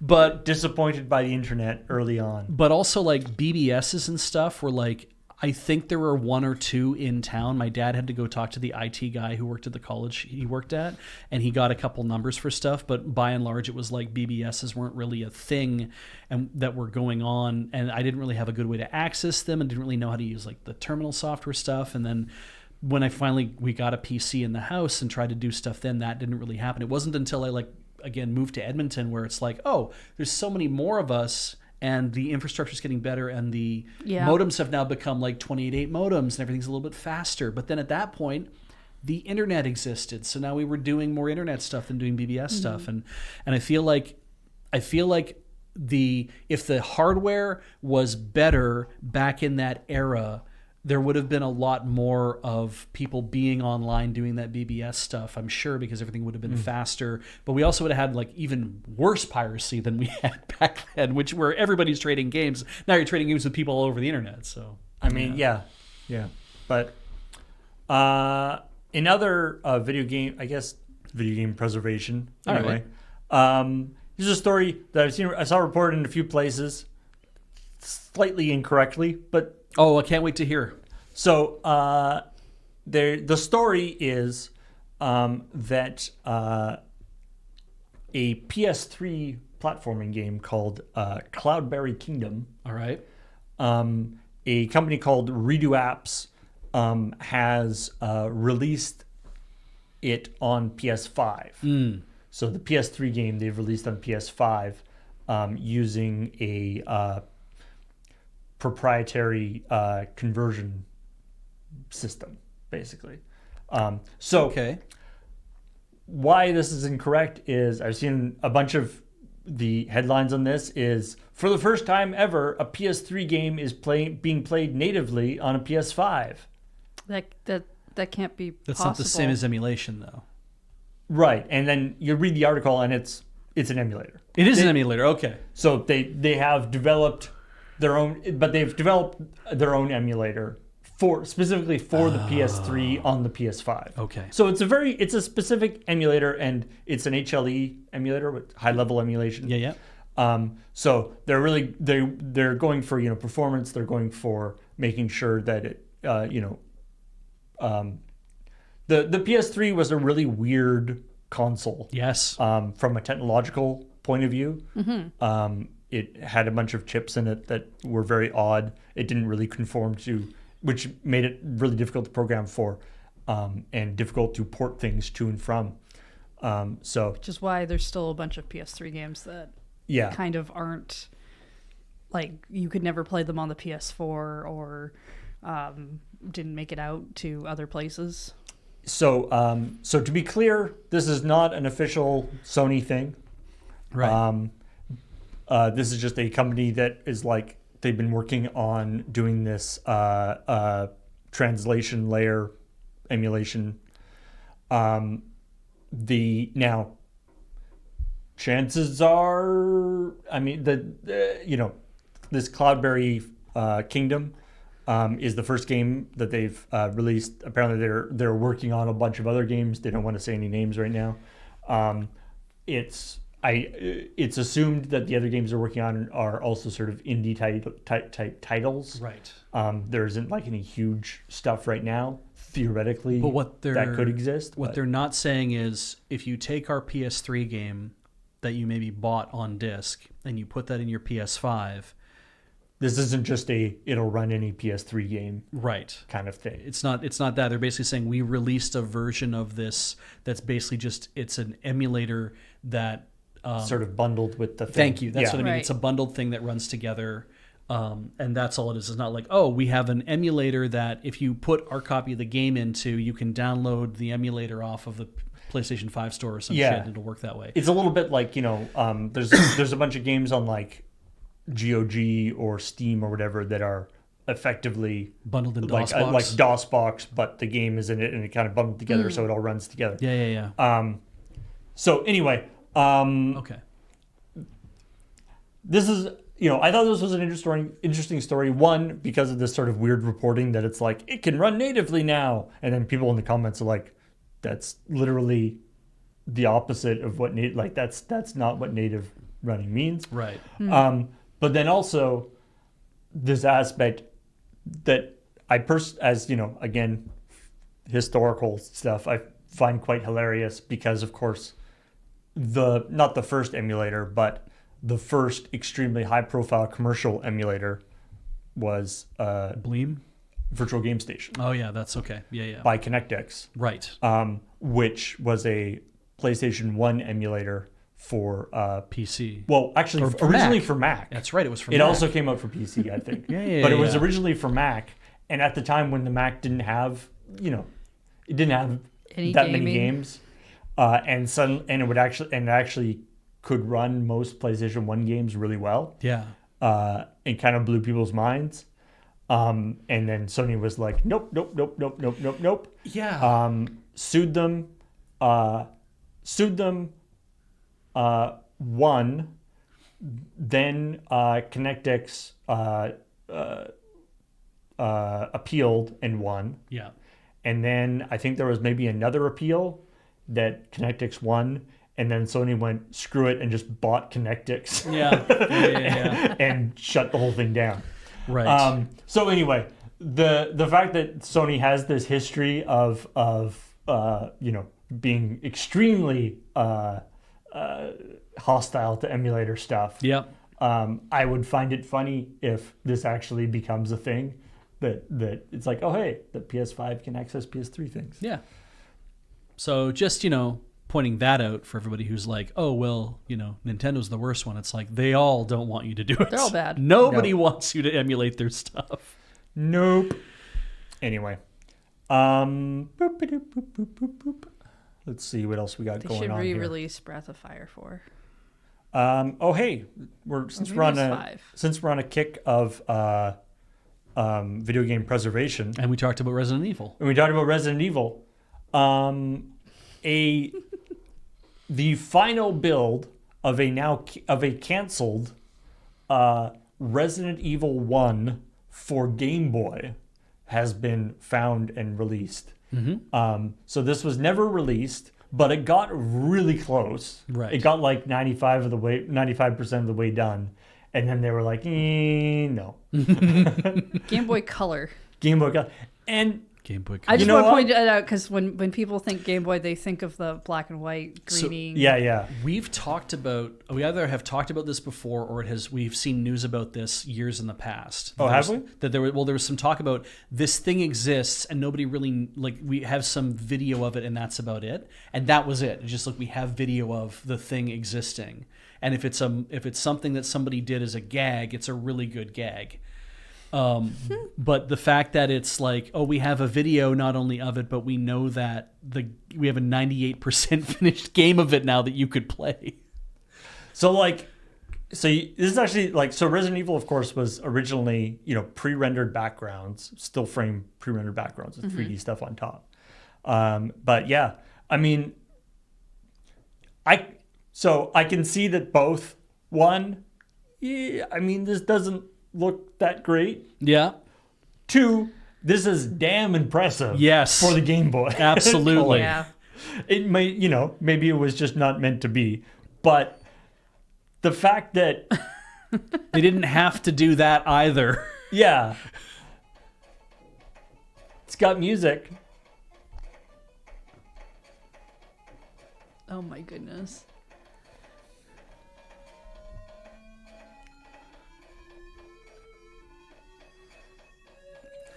That inventory screen is Yeah. pretty good. So it's somebody clearly put a lot of effort and love into this. Yeah. But no matter how hard you work at it, it's still trying probably not to fit a PlayStation game onto Yeah. a Game Boy. Probably So- not going to give you quite the same atmosphere.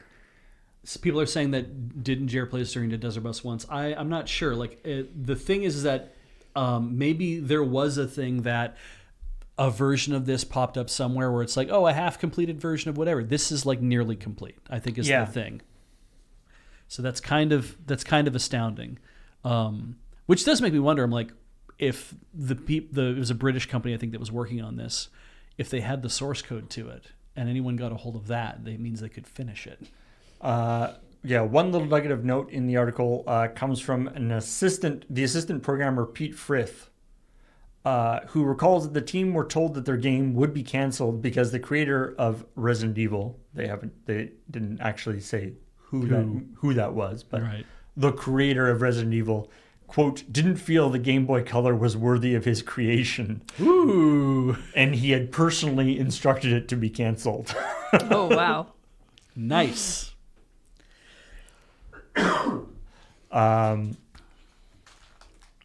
So anyway, what could have been? There's a couple of instances. I've seen a few different, in some cases, like released games, where they were like, I like what you got. I see what you guys tried to do. Yep. The Game Boy Color just was not. It's like I remember when the original like Mortal Kombat came out on like Super Nintendo, and it got 10 out of 10, 9.5 out of 10. Yep. It was an amazing. It was killing game. it. Yeah. Yeah. The Game Boy version of Mortal Kombat was like 2 out of 10. Yes. Like it was terrible. It's like they've tried. Yeah. But yeah, doing there's only so much you can do. doing a fighting game like a street fighting games on Game Boy was not really a great idea for how you wanted them to be versus what you could actually achieve. But the Game Boy Color was the coolest thing in the world, as far as I was concerned, when it came out. Because it was a Game Boy, but it was in color. Well, because you could put your old games in it. Yes. And they would colorize And it would make color happen. Not like a lot, but there would be color, and that was You cool. could choose the 4 color palettes. You could see The better four- on the screen because of that. Yeah. And it was a better screen. Yeah, it was a better screen. But also, you could get the one that had the where you could see the internals. The atomic purple one. Yeah. Yeah, which is what you have still. Yeah. Yeah. I have when I was building All I need is a Game Boy printer. when I was making the new GBA for Heather that we did on Tinker Tailor.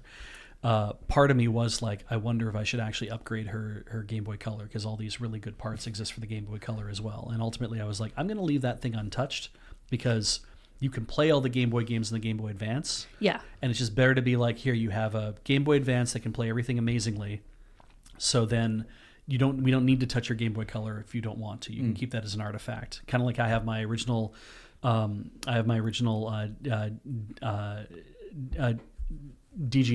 DMG 001, my like brick Game Boy that I'm like, I was thinking about upgrading that, and I'm like, I'd just be spending money to upgrade a thing that I kind of wouldn't even touch anyway. So it didn't really make sense. The Game Boy Color I have is not. I'd never had a Game Boy Color when I was a kid. Yeah. I got the Game Boy Advance, the sideways one, the good one. Yeah. Yeah. The SP was cool, but sideways one was cool. Sideways Yeah. one. In transparent purple? Yes. I had that one too. Of course I got the transparent purple one. If I had gotten the N64 at a later date, I would have gotten one The of the atomic purple one? the atomic purple one for that too. Yeah, But, thanks again to our fan who sent us the jungle green N64 because that was a cool thing to be able to have that thing now too. But oh my god! Speaking of cool things, Yes. what do you do if you've got 2,000 drones that can light up, and you want to play a video game? I'm not sure. Space Invaders. Not quite. How about the world's largest game of Tetris? Oh my god! Okay, all right, yeah. I think that would make sense. What is this music? I think Oh, they that's have a- just some people. I guess there are famous people playing. That's kind of amazing that you could do that on a.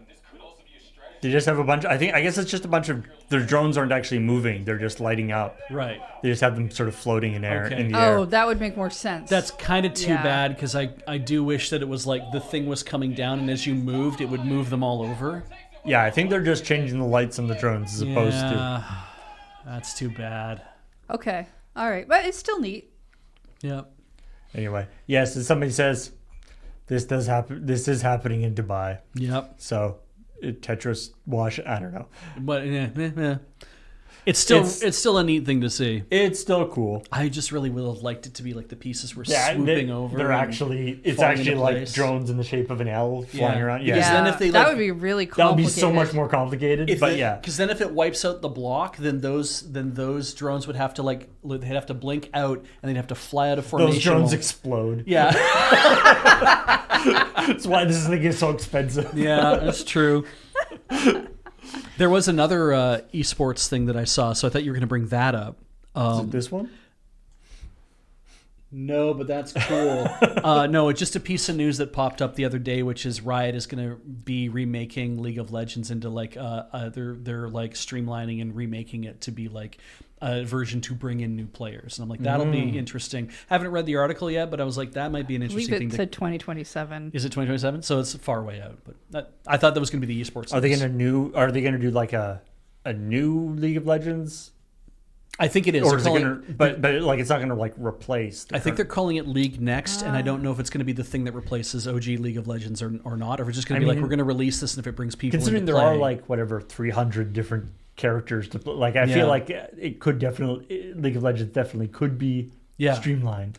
And that might be the thing is they might be like Riot is working on a refreshed version of League of Legends, codenamed League Next, slated for release in 2027. Yeah. So it's not clear as to like whether that were. I think that what you do is you release it alongside, Visual and then you try to encourage people to go to the new characters, client. user interface, battle arenas to be reimagined to appeal to new players, as well as reworking technical underpinnings to make it easier to push out updates. It is going to replace it then. Probably. Ultimately, it will replace it. It'll probably take a year or two, but it'll probably replace it. So then you'll have everybody bitching about not being able to play World of Warcraft Classic, right? So until you can. As Socratic Method says, dropping the drones would be way less efficient because you're like accelerating and decelerating. Like obviously. Yes. Well, yeah. That would be way harder to do. Yeah. But that's why it's more interesting. Yeah. What's this other piece of news that you pointed out to Beach that you said? All right. Last story. Yes.